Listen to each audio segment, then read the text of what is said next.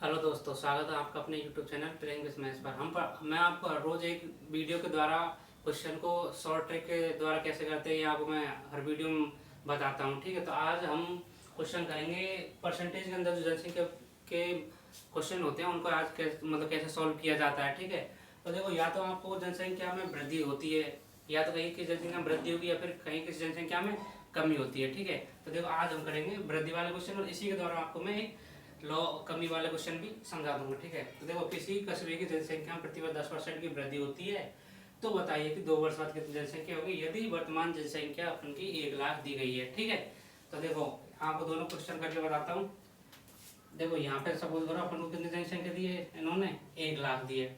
ठीक है, इसके बाद अब देखो, कोई भी चीज होती है वर्ल्ड में कहीं भी, वो होती है हमेशा 100%। ठीक है, कुछ भी चीज ले लो आप, सब चीज 100% होती है। अब देखो, जनसंख्या में वृद्धि हो रही है, मतलब कि प्लस करनी है। कितना करना है प्लस? जैसे 10% दिया 10 करो, 20 दिया तो 20 कर दो, 30 दिया 30 कर दो।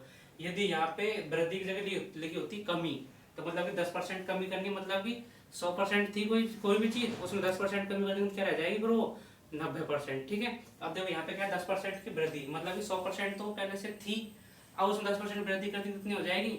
110%। ठीक है, तो देखो 110% अपॉन 100। अब इसने कितने दिए? देखो, यदि 1 साल के लिए देता तो हम क्या करते? 110/100।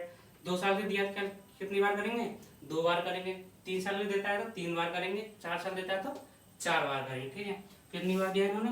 2 बार, तो 110/100। ठीक है, अब क्या करते हैं? एक जीरो से एक जीरो कैंसिल, फिर इस जीरो से ये जीरो कैंसिल। इसके बाद देखो, ये दो जीरो से ये दो जीरो कैंसिल। अब क्या बचेगा यहाँ पे? 11 को 11 से मल्टीप्लाई करते क्या आता है?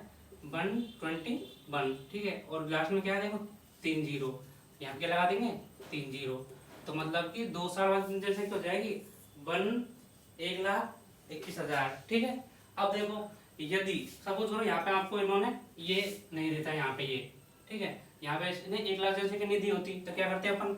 इसको मानते क्या? एक्स। सपोज करो जनसंख्या कितनी थी? एक्स थी। 10% की वृद्धि, मतलब कि 110/100। फिर 10% की वृद्धि हुई, 110/100 इक्वल टू, तो यदि वो ये नहीं देता क्या देता? लास्ट के 2 साल बाद जनसंख्या देता, या तो वो आपको वर्तमान जनसंख्या देगा, मतलब कि जो 2 साल बाद में थी, या फिर आपको वो देगा शुरुआत में जनसंख्या कितनी थी। सपोज अगर आपको वो दे देता भाई 2 साल बाद में जनसंख्या इतनी हो गई थी। ठीक है, तो क्या करते हैं अपन? देखो, एक जीरो से एक जीरो कैंसिल, इस जीरो से ये जीरो कैंसिल। ठीक है, अब देखो, 11 से मल्टीप्लाई करके क्या आता है? 121।